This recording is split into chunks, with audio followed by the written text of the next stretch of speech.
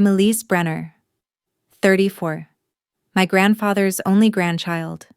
The leather chairs inside the law office were worn, cracked along the seams like they'd been sat in by decades of family secrets. The brass plaque on the heavy oak door read, McCarthy and Dell Estate Law. And yet my name wasn't on the list they checked when I arrived. Ma'am, we're at full capacity, the receptionist said politely, eyes flicking to the waiting room behind her. The family has asked for privacy during this time. She didn't say you're not family, but the silence did. I stood there for a second too long, the sound of the door clicking shut behind me pressing against my spine. My dress was black but not expensive. I had worn heels, even though I knew no one would notice. My palms were damp. I clutched the paper invitation in my bag, a generic printed card with a single line, Will reading Thursday, 10 a.m., 246 Main Street. I am his granddaughter, I said quietly. The receptionist gave a tight smile. I understand, but you're not on the list Mr. Brenner's children provided. I'm very sorry. So I sat outside. The hallway was cold, smelled faintly of old books and lemon disinfectant. The bench was unforgiving metal, probably from a government surplus. I crossed one leg over the other, then uncrossed it, then folded my hands in my lap and stared at the frosted glass door. Inside, I could hear muffled voices, laughter once, the scrape of a chair leg, the low rumble of someone's throat clearing. I imagined them, all in there.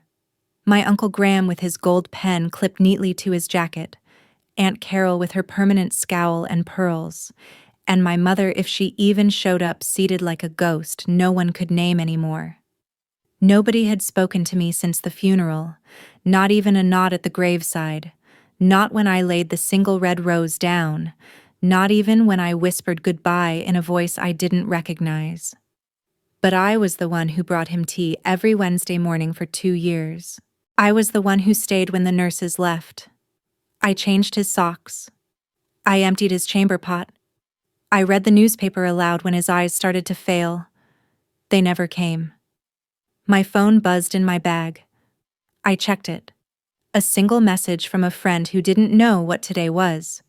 You okay? Want to grab coffee later? I didn't reply. After 42 minutes, yes. I counted. The door creaked open. The noise inside quieted just enough for me to hear papers being shuffled. The receptionist glanced at me, then looked away like it hurt. A woman in a navy blue pantsuit walked briskly down the hall. She held a file in her hand, clutched tight, as if it were a sword. Her heels clicked confidently across the tile. She stopped in front of me. Elise Brenner. I stood up slowly. Yes, I'm Amanda Dell, senior partner. Come with me, please. The receptionist blinked. My heart pounded. The lawyer opened the door, holding it just wide enough for me to slip in. The room fell into a hush like someone had slapped the oxygen out of it. I could feel its skin prickling, ears ringing, eyes narrowing, every head turned.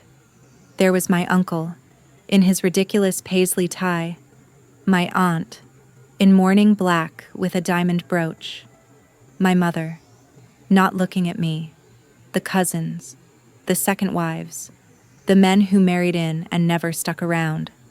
And then the voice of the lawyer cut clean through it all. For everyone's awareness, she said, placing the folder on the table. We will now proceed with the reading of the revised will of which Elise Brenner is the sole legal heir. Someone gasped. Someone else dropped their pen. The silence that followed wasn't quiet. It rang in my ears like church bells. If you've ever been through something like this, cut out, brushed aside, made invisible, drop a comment or let me know where you're watching from. Hit like or subscribe if family drama ever made you feel like you were furniture in someone else's story. I didn't sit down right away. I didn't need to, because for the first time in this family, all eyes were on me, and none of them knew what to say.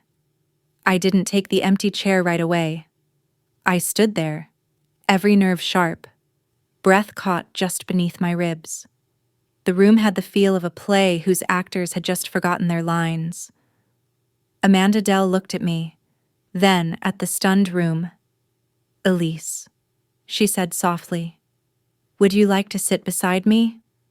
I moved slowly, not timidly, carefully, like someone stepping into a space she hadn't been welcome in for years, maybe ever. The chair creaked slightly beneath me. I folded my hands in my lap again, but this time I wasn't gripping anything. Amanda opened the file, adjusted her glasses. "This is the final, legally binding will and testament of Mr. Harold Brenner, revised and notarized on the 3rd of July, 2 months before his passing. All prior versions are superseded by this document." She looked out across the stunned faces. "Mr. Brenner's estate, including all assets, properties, financial holdings, and personal items, are hereby bequeathed in full to his granddaughter, Elise Brenner." My Uncle Graham coughed loudly. "Excuse me, this is a joke. Where's the real will? The family one?" Amanda didn't blink. There was a prior version dated 2016. In that will, multiple family members were included. However, Mr. Brenner revoked that will of his own volition. He gave clear verbal and written testimony, witnessed and recorded, stating that no one but Elise had been present in his life for the past 2 years. My Aunt Carol shot up from her seat. "That's absurd." He was confused. He wasn't well. She poisoned him against us. "I have recordings," Amanda replied coolly. Mr. Brenner was lucid, sharp, precise. He said, and I quote, "They want my money, not my name. Elise is the only one who saw me as a man, not a wallet." No one spoke. The lawyer paused. "If anyone wishes to contest this will, you may do so through the proper legal channels. But as of now, the estate is transferred." I looked down at my lap. My fingers were trembling. There was nothing triumphant in that moment. No spotlight, no swell of music, just shock. A quiet shift. The power rearranging itself in the room like air after a thunderclap. My mother didn't say a word. She sat in the back row, hands neatly folded, eyes fixed not on me, but on her shoes. I had not seen her since the hospice. Even then, she had come late, left early, pretended her father didn't ask for me by name in the middle of the night when he thought the shadows were moving. After the meeting adjourned, people began to rise slowly, like gravity had thickened. No one came near me. Until Graham. He marched up, his face red. "I hope you're proud of yourself." I stood, looking him straight in the eye. "You didn't visit him once, not in the last year, not even a phone call." He scoffed. "You think wiping someone's mouth makes you a saint?" He was senile. "Elise, you manipulated a dying man." Amanda stepped in. "That's enough. Mr. Brenner." He left in a storm of indignation, muttering about lawyers and leeches and legacies. Outside the law office, the sky had shifted. The sun was out now. The morning clouds had burned away, leaving the sidewalk glowing faintly golden. I stood there for a minute, not sure where to go. I didn't have a plan for after. "Elise." The voice was soft. I turned. It was Margaret, my grandfather's old housekeeper. She held out a small, worn leather box. "He told me to give you this after the reading." Inside, nestled in velvet, was his pocket watch, engraved on the back to "Time well spent." I closed the lid carefully, heart swelling into something I didn't have a name for. "Thank you," I whispered. Margaret smiled, touched my arm, and left. I walked home. Not because I had to, but because I needed the distance. Each step helped the truth settle in. He really did it. He saw me. I wasn't the forgotten granddaughter anymore. I wasn't the one people asked, "Whose kid is that again at weddings?" But still, part of me wanted to cry, not out of joy, out of the grief that had nowhere else to go. Because I would have rather had him than anything he left me. That night, I sat alone at my small kitchen table, the will papers still in my bag, untouched. The apartment was too quiet. I made tea, not because I needed it, but because he always did. Jasmine green, 2 sugars. I poured a cup and set it across from me, just like I used to on Wednesday mornings. I didn't talk. I didn't need to. I just let the silence be full. Let the warmth of the cup remind me I had been there. I had stayed. I had loved him the way family is supposed to love each other. And he saw it. The next morning, the calls began. A cousin I hadn't spoken to in years suddenly wanted to grab lunch. A voicemail from Carol, sugar-coated with passive concern. Even Graham texted some half-hearted query about sorting the property fairly. I didn't answer. Not yet, because for the first time in a very long time, I wasn't reacting. I was deciding. And that silence, the space between them and me, felt holy. The calls didn't stop. They multiplied. By day 3, my inbox was full of subject lines I didn't want to open. Thinking of you. Elise, let's catch up. Quick question about the property. I could almost hear the awkward laughter behind each one, the hesitant pleasantries, the clumsy attempts to act like we were ever close. But we weren't. I grew up knowing how much space I was allowed to take in a room, how to shrink at the dinner table, how to keep my voice soft, how to smile when someone forgot my name. At family reunions, I was the child in the corner with a book while the adults talked over wine. At birthdays, I got gift cards with no signatures. And when my mother disappeared for 2 years without warning, no one thought to check in on me. I didn't belong. Until Grandpa. He didn't announce his love. He just showed up. Quiet but steady. He'd knock on my dorm room door with a box of pastries from the Polish bakery. "Just thought you could use something warm," he'd say. He came to my art exhibit in college even though he didn't understand the paintings. He stayed the whole time, smiled for the photos, clapped like it mattered. And when I lost my first job and didn't tell anyone, he noticed, took me to the park and said nothing at all. Just let me sit beside him and be small without shame. So when his mind started slipping, when the names got tangled and the days blurred, I didn't hesitate. I moved back. Graham said I was playing nurse. Carol said I had no direction anyway. My own mother didn't say anything, but I stayed. I stayed through the fevers and the falls, through the tantrums and the long, wordless stares. Through the night he called me Mary, and I had to remind him, gently, that Mary was his sister. I stayed even when he forgot who I was, because somehow, even when he couldn't say my name, he would still reach for my hand. That was enough, and now they wanted a piece of it. I opened the first email. It was from my cousin Julia. "Hey Elise, I know things were weird at the will reading, so awkward." Right.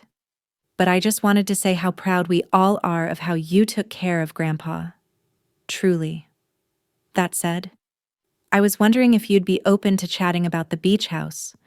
My mom always dreamed of keeping it in the family, and I'd love to hear your thoughts.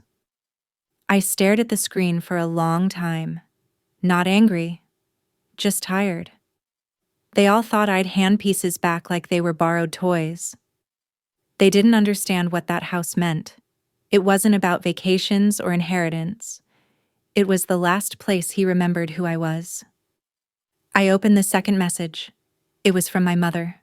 Subject: call me just that. No body text. No love. Mom. I sat there, fingers hovering over the keyboard. I almost replied. Almost.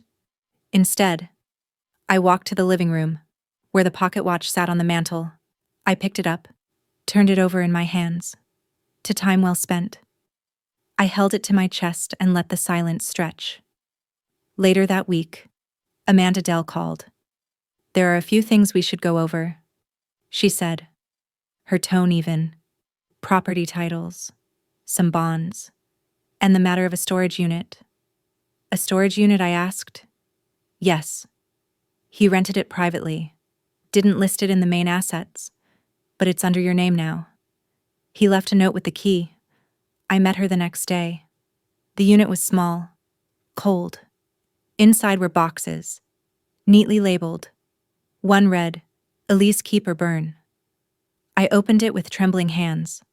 There were letters, photos, sketches I'd done as a teenager, ones I'd long forgotten. One with his handwriting in the corner. "She sees the world differently." There were journal pages, clippings of articles I'd published, a program from that college art show. He had kept it all. And at the very bottom, sealed in a faded envelope, a letter. I unfolded it slowly. "My dearest Elise, if you're reading this, then I've gone. And I hope, by now, you know why I left it all to you. It wasn't about fairness or revenge. It was about truth. You were the only one who stayed, the only one who saw me slipping and didn't turn away. You gave me your time not out of obligation, but love. And I know love. I've had it, lost it, squandered it. But with you, it returned. Quiet, constant, like the tick of this old watch. Whatever you do next, do it with that same gentleness. You don't owe them anything, but you owe yourself peace. Love always. Grandpa." I sat down on the cold cement floor and cried, the kind of cry that takes years to build. Not loud, not desperate, just long and aching. I stayed there for a while, surrounded by cardboard and silence, the letter in my lap and his words in my blood. Later that night, I boxed up what I wanted to keep. The rest, I left behind, not as punishment, but as release. The next day, I called Amanda back. "I'm ready," I said. She came by with the rest of the documents. We went through each one, the stocks, the trusts, the properties. At the end, she handed me one final item, the deed to the Brenner family home, the one my uncle wanted, the one Carol dreamed of decorating with antique rugs. "Any idea what you want to do with it?" Amanda asked. I looked at the document. Then I smiled. "Yeah," I said. "I think I do." The Brenner house was still standing, though time had curled its fingers around the edges. It sat at the end of a sloped driveway framed by old oaks, the gravel uneven and speckled with moss. Paint peeled at the corners of the white shutters, and the windows blinked like tired eyes too long untouched. But the bones of it, the porch columns, the red door, the iron bell at the side gate, they still held the breath of my childhood. I walked up slowly, each step echoing the past. I hadn't been back since the summer I turned 15. That year, I spilled orange soda on the velvet piano bench and cried in the hallway because my uncle yelled that I ruined old things I didn't understand. That same day, Grandpa had pulled me aside, handed me a wet rag and said, "If they can't handle a stain, they shouldn't keep velvet in the first place." He never made me feel like damage was something to fear. The key turned easily in the lock. Inside, it smelled of lemon polish and old air. A linen cloth still lay over the grand piano. A vase sat on the hall table, empty but dusted. Someone had been maintaining it, likely paid help. Probably arranged by Amanda. But the spirit was missing. No warmth of fresh tea, no low jazz murmuring from the record player. Just walls. I walked room to room. The living room, with its oil painting of my great-grandfather. The one whose face always looked like it was judging everyone. The dining room, where I once sat in silence while the adults argued over politics, and no one noticed I had excused myself. The sunroom, the only place I ever felt like I could breathe in this house, was still drenched in soft gold light. Grandpa used to sit here with his crossword puzzles, muttering clues aloud. 7 down, 4 letters. It flies, but not with wings. Time, I'd whisper. He always smiled like I was his secret. In the kitchen, the tile was cool beneath my bare feet. I ran my hand along the counter. Marble, cracked in one corner from where he once dropped a casserole dish in 2006, and swore so loudly the neighbors came over. I made tea without thinking. The cabinet still held his old mugs. I found the chipped one with the faded blue sailboat, his favorite. I carried the cup back to the sunroom, sat on the floor, and I let the silence speak again. Not like before. This time, it didn't press in on me. This time, it opened. After a while, I called Amanda. I want to donate it, I said. She paused. The house. Yes, I want to give it to a foundation for caregiving families. Turn it into a retreat or respite center. Something for people who stay, who sacrifice their time and their plans for someone they love. Amanda was quiet, then said, he'd be proud. I didn't want to profit off this house. I didn't want to live in it. I didn't want to rent it or sell it to someone who would tear down the sunroom and gut the kitchen. I wanted to honor what it meant. And more than that, I wanted to create a space where someone else could be seen the way I had been. The paperwork took a few weeks. There were permits and meetings, tax adjustments, and endless phone calls. I sat through them all, grounded, calm. The family buzzed during that time. Graham called twice, left voicemails full of veiled threats and phrases like betraying legacy. Carol sent a certified letter asking if she could purchase some of the antique furnishings. My cousin Julia texted again, still hoping we can talk about the beach house. No pressure. Of course, I ignored all of them. Until one morning, my mother called. Not a voicemail, not an email. She called.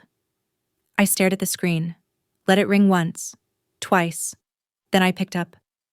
Elise, she said. Her voice was softer than I remembered, rougher. I didn't know if you'd answer. I didn't reply. I wanted to say I'm sorry. For everything. For disappearing. For not being there when you needed me. I don't expect forgiveness. I wanted you to hear it from me. Her words landed like ash, fragile, quiet. I don't know what to say, I admitted. That's okay, she whispered.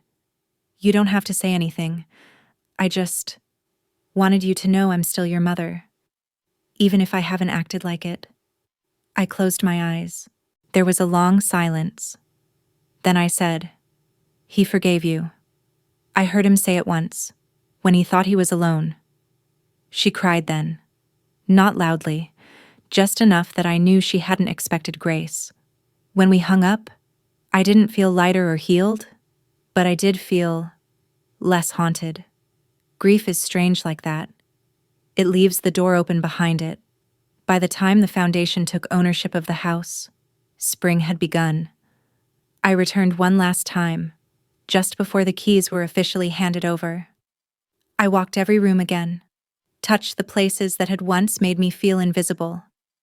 Then I stood in the doorway and whispered, thank you, not just to him, to myself, for staying, for loving, for not letting their absence make me bitter. I didn't need applause. I just needed the silence to feel like mine, and that, for the first time in my life, was enough. I didn't tell anyone what I did with the beach house. They kept asking. Through texts, emails, veiled conversations passed from cousin to cousin. Each one came with a different story how much it meant to the family, how it was the only place with good memories, how they just wanted to take care of it the way Grandpa would have wanted. But none of them were there the last summer he could walk without help. None of them saw him struggling with the screen door, or how I caught him leaning against the porch railing with his eyes wet, whispering that the waves sounded different now, like time had stopped announcing itself and just receded. So I drove there alone. The beach house was smaller than I remembered, as most things are when you return grown, but it still smelled of salt and driftwood. Still had the groan in the floorboard right before the kitchen. Still had the nail in the wall where he used to hang his battered straw hat. I spent 2 days cleaning it. Not because it was dirty, it had been kept up by a local groundskeeper, but because I needed to touch everything. The drawer where he kept his birdwatching book. The closet where he stored the scratchy wool blankets.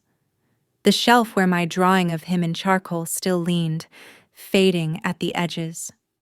I repainted the shutters white again, fixed the loose gutter, watered the dying succulents out back. It was the first time I had felt entirely alone and not lonely. On the 3rd day, I met the couple I'd chosen. They were both social workers. One worked in a hospice center, the other ran a trauma-informed children's shelter.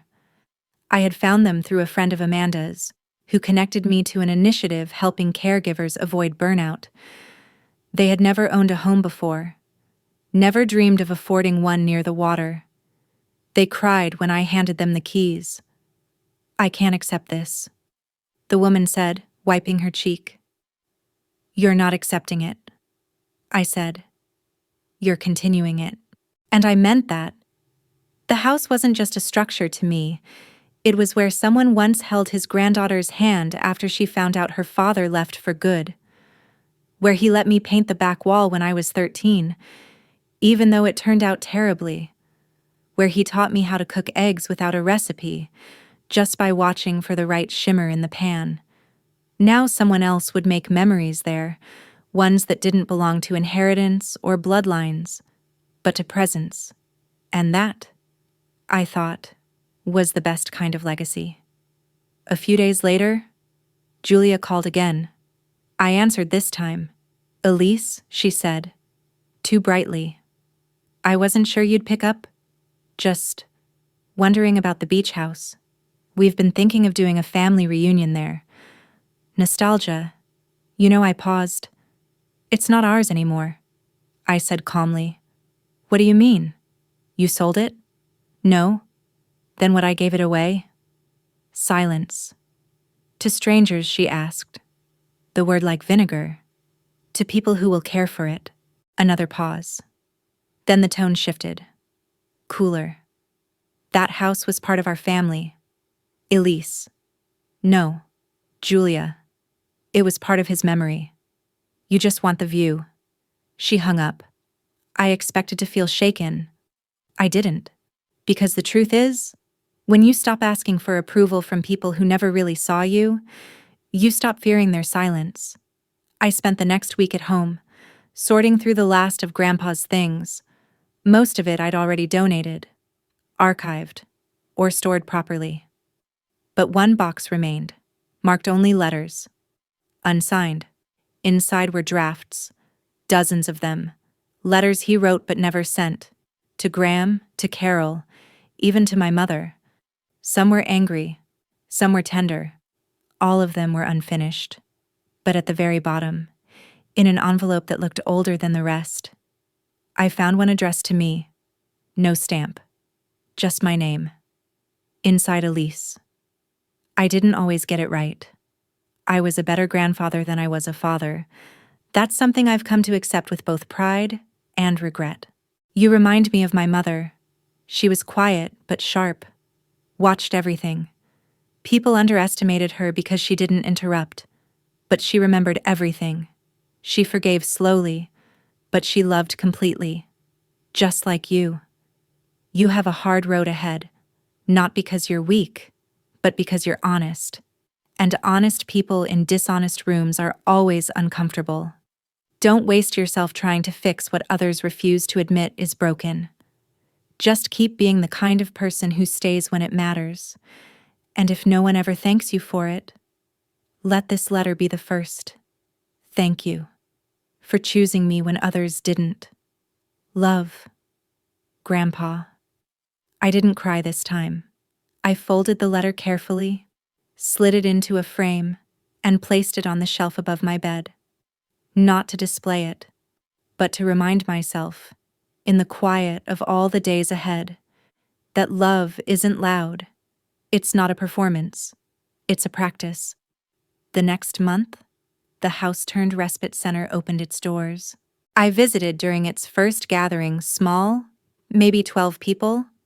Some had been caregiving for spouses, others for children, a few for elderly parents. They sat on the porch, sipping tea. One woman played soft guitar while a man in his 50s cried into his hands. No one told him to stop. And for the first time, the house didn't feel like mine. It felt bigger, like it belonged to every quiet act of love that ever went unnoticed. I didn't introduce myself, didn't mention the will. I just sat on the steps, drank in the sound of waves again, and thought he would have loved this. A few weeks later, I got a letter in the mail, not an email, not a voicemail, but a real envelope, thick and cream-colored, addressed in the curling script I recognized immediately. It was from my mother. I stared at it for a long time before opening it.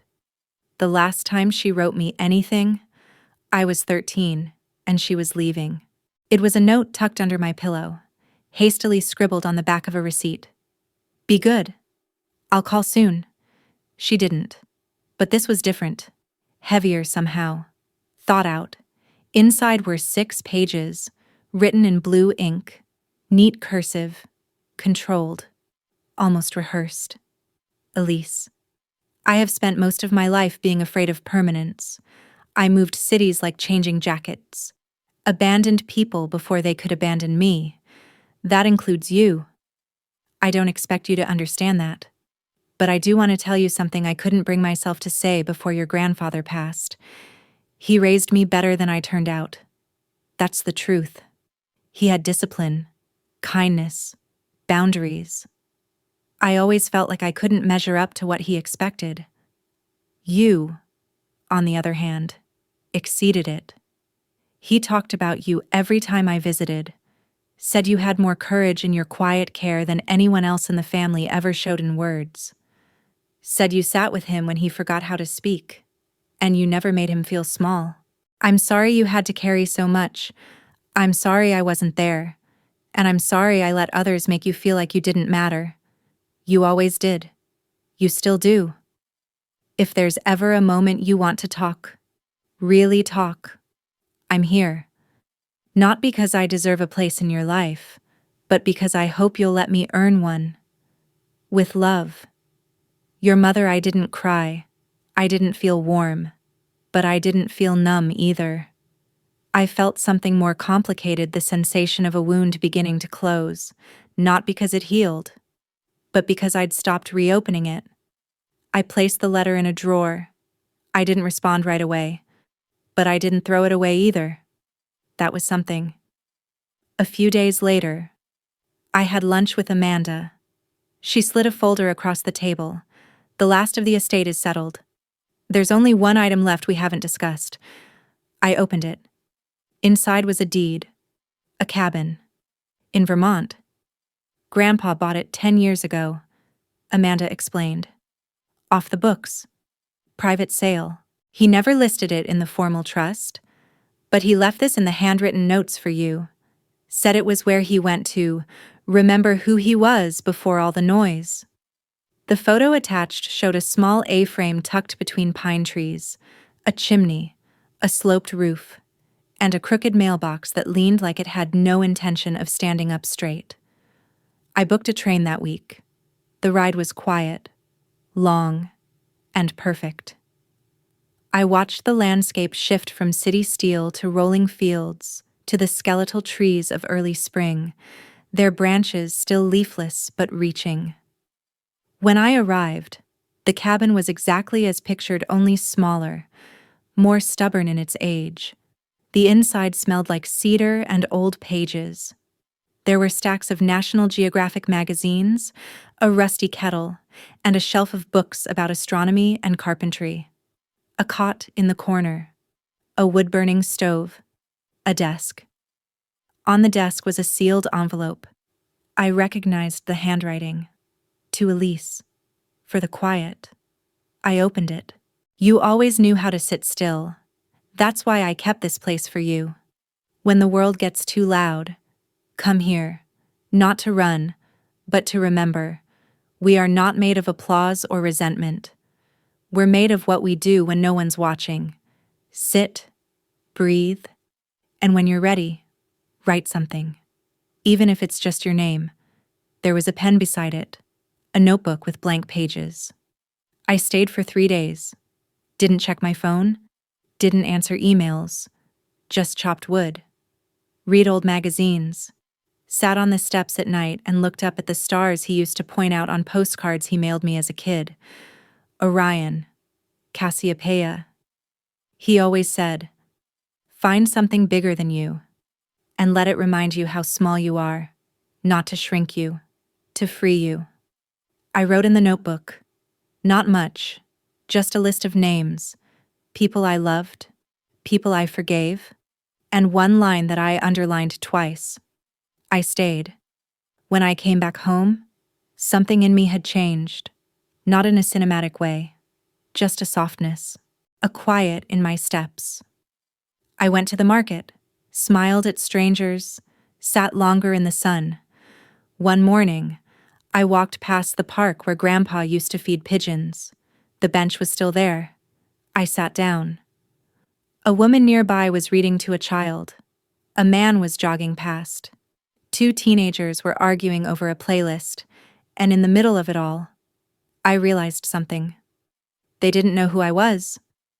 No one looked at me with curiosity or envy or judgment.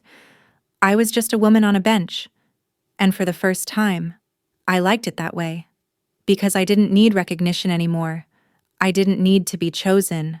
I already had been, not by the people in the will, but by the man who raised me to stay, and by the woman I was becoming quietly, steadily, with or without applause. It happened at the grocery store, of all places. I was in the produce aisle, deciding between 2 bunches of underripe bananas, when I heard the voice behind me light, falsely casual. Elise? I turned. Julia. She looked the same, perfect hair, polished nails. The expensive scarf looped carelessly around her neck like it just happened to fall that way. But her expression wasn't smug this time. It was cautious, controlled. Hi, I said. She tucked a strand of hair behind her ear. Didn't expect to run into you here. I live here, I replied plainly. Right. Of course. She smiled. I was just visiting Mom. She's been a mess since everything happened with the house. I said nothing. She looked down at the cart I was pushing tea. Bread. A bar of dark chocolate. The kind Grandpa used to eat in squares after dinner. Then she looked back up. I wanted to ask. Her voice softened. Do you ever think about, reconnecting? I blinked. With the family. Well, yeah. I mean, things were tense.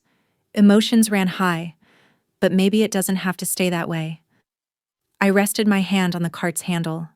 The metal was warm from the sunlight streaming in through the storefront window. Do you want to reconnect with me? I asked carefully. Or do you want to pretend none of it happened? She hesitated. Can't it be both? No? She sighed. Elise, I'm trying. I know, but trying to avoid the past isn't the same as trying to understand it.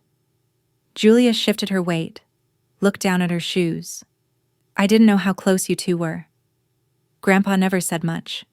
He didn't need to. He just showed up. She nodded slowly, biting her lip. I guess. I always thought he liked me better. I shrugged. Maybe he did. But I wasn't trying to win. Her eyes welled slightly. I wish I'd done more. I wished that too. For a long time, the silence between us felt heavier than anything we were carrying, but it wasn't cruel, just honest. She took a deep breath. If you ever want to talk, really talk, call me. Please. I'll think about it. And I meant that. She walked away with her cart. I watched her go, watched the distance form again, soft and slow. This time, it didn't ache.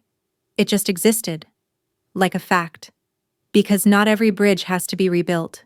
Some are meant to remain as ruins, quiet markers of what once was, and why it couldn't last. That night, I sat on the balcony of my apartment, legs curled under me, a blanket over my shoulders. The city murmured beneath me, cars, laughter, a train in the distance. The lights blinked on in windows like stars rearranging themselves into constellations of human lives. I thought about the people who raised me, and the people who forgot me, and the ones who showed up just long enough to be remembered. And I realized my grief wasn't about what I'd lost. It was about how long I'd been trying to earn something I never needed in the first place.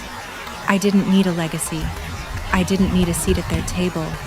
I had built my own, and slowly, others had come to sit with me, quietly, without fanfare.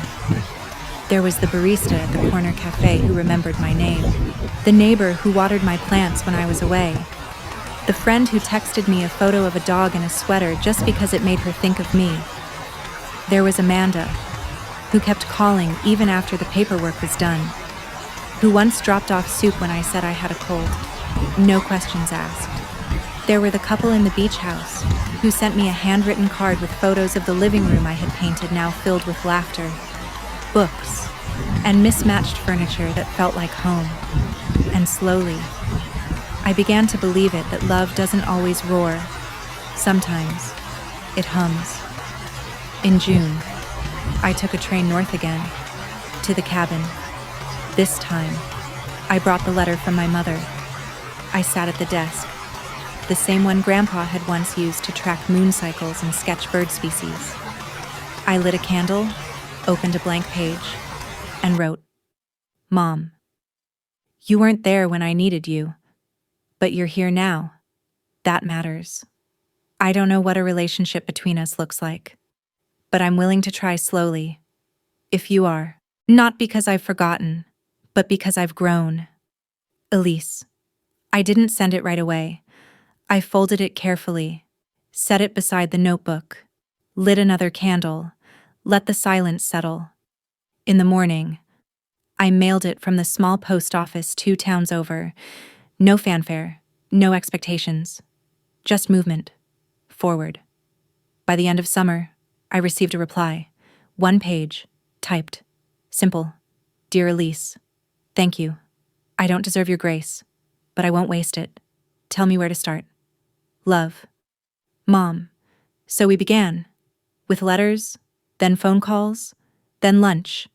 Not reconciliation, not yet, but recognition. And that, too, was a kind of healing. Later that fall, I returned to the respite house. The couple had named it Stillwater Haven. The sign was carved wood, hand-painted. They invited me to a dinner they were hosting for caregivers. I almost said no, but something in me whispered, "Go, sit, listen." So I did. There were 12 of us at the table. No one knew my story. No one asked. We just passed food, shared memories, talked about exhaustion and tenderness and how hard it is to love someone without expecting a thank you. I told them a story about Grandpa misreading a crossword clue and writing in cheesecake where the answer was clearly crescendo. They laughed. Not politely, genuinely.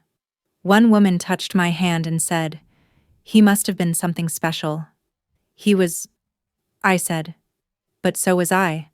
I finally believed that. That night, I walked to the beach. The tide was low, the sky full of stars. And for the first time in a long, long time, I whispered my own name out loud, not to claim something, but to release it. Elise. It echoed back in the wind. Not a statement. Not a demand. Just a presence.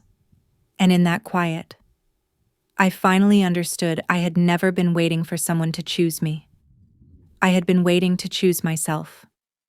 It was the first holiday season without him. No quiet laughter in the sunroom, no cinnamon-sprinkled tea, no scratchy sweater hugs that smelled like aftershave and mint. I didn't decorate. I didn't bake. I didn't attend the Brenner family gathering. Carol sent an invitation in the mail, embossed and formal, with a handwritten note at the bottom. Let's not make this year uncomfortable for everyone. I tore it in half, not out of anger, out of clarity, because I wasn't uncomfortable. I was just no longer pretending. And that was a kind of peace they weren't ready for. Instead, I spent that evening walking through my neighborhood, wrapped in Grandpa's old gray scarf, the one I used to borrow when he forgot he'd left it in my car. The air was cold, the kind that makes your cheeks sting and your lungs tighten, but it felt good to feel it, to be entirely present in my skin. I stopped by a small bakery that stayed open late. The woman behind the counter had flour on her apron and a kindness in her eyes. One of those lemon buns. Please, I said. She smiled. They're best when eaten warm. Want me to heat it up? Yes? Please. When she handed me the paper bag, the scent rising from it was nearly identical to the ones Grandpa used to buy from the Polish shop 3 towns over. I sat on the bench outside, tearing it open, biting into the soft sweetness. For a second, I forgot I was alone. Then I remembered I wasn't. Not in the way that mattered, because the ache of loss isn't loneliness. It's the echo of deep connection. And I carried him with me, not in grief, but in memory that no longer needed to hurt to stay real. When I got home, the mailbox held a single envelope. No return address. I opened it slowly. Inside was a photograph. It was of me and Grandpa, taken years ago at the beach house. I didn't even remember the moment. He was looking at me, not at the camera. Eyes crinkled, lips caught mid-laugh. I was laughing too, holding a shell to my ear. On the back, in unfamiliar handwriting, he talked about this day often. I found the photo in a drawer. Thought you should have it. M. Margaret, his housekeeper. The only one who called to say she missed him, not his money. I held the photo in both hands, sat down on the floor, let the edges bend gently against my fingers. That's the thing about grief, it doesn't ask you to move on. It asks you to move with it, to fold it into your life like an extra heartbeat. Sometimes loud, sometimes quiet, always there. Later that week, I found myself at a used bookstore, wandering the aisles without purpose. I ended up in the poetry section, pulled out a book at random. It fell open to a page that read, "The ones who stay are the ones who change everything, not by force, but by refusal to leave." I bought it without flipping to another page. It became a sort of ritual visiting that bookstore every Friday. I didn't tell anyone. It wasn't for stories. It was for stillness, for reminders. And then, one morning in spring, a card arrived from my mother. Not typed, not formal. Just a small yellow card with pressed flowers and 4 words in ink: lunch next weekend. Just us. I stared at it. Then I pinned it to the fridge. Not as a yes, not as a no, as a maybe. A door that didn't have to be shut. Because healing isn't a finish line. It's a rhythm. That weekend, I finally opened the final drawer in Grandpa's old desk, the one he kept locked. I'd delayed it. Maybe out of fear that it held some truth I hadn't been ready for. Inside was a single folder, labeled simply, "The Life I Almost Had." I read it at the kitchen table. It was full of sketches, plans for a small art gallery he'd once dreamed of building, floor layouts, lists of names, A letter addressed to the City Board of Zoning Approvals. Never mailed. He'd wanted to open a space for young artists. A place where quiet visionaries, as he called them, could display without pressure. At the bottom of the folder was a note. Elise, if you ever find this, maybe you'll finish what I didn't. Or maybe you'll do something completely your own. Either way, let your life speak. It was then I realized the inheritance wasn't the house, or the money, or even the memories. It was the invitation, the belief that I had something worth giving.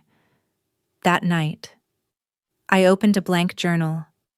On the first page, I wrote Stillwater Studio. I didn't know exactly what it would be yet, but I could see the light, see the gallery with tall windows, cozy chairs, tea offered to every guest. No pretension. Just story. Just presence. Maybe a corner for kids to scribble on walls with washable paint. Maybe a wall dedicated to caregivers who wanted to hang poems beside portraits. Maybe nothing grand. Just real. That was enough. In the months that followed, I began drafting, applying, walking through empty buildings and imagining what they could become. And for the first time since the will was read, I felt like I wasn't finishing someone else's story. I was writing my own. A quiet one, but lasting. It didn't start with applause, or validation, or family approval. It started on a metal bench outside a law office. It started with being told I couldn't come in, and choosing to stay anyway. If you've ever felt like the outsider in your own family, like the love you gave was invisible, I hope you know this. You were never small. They just never looked closely, and you don't need their permission to matter. You already do.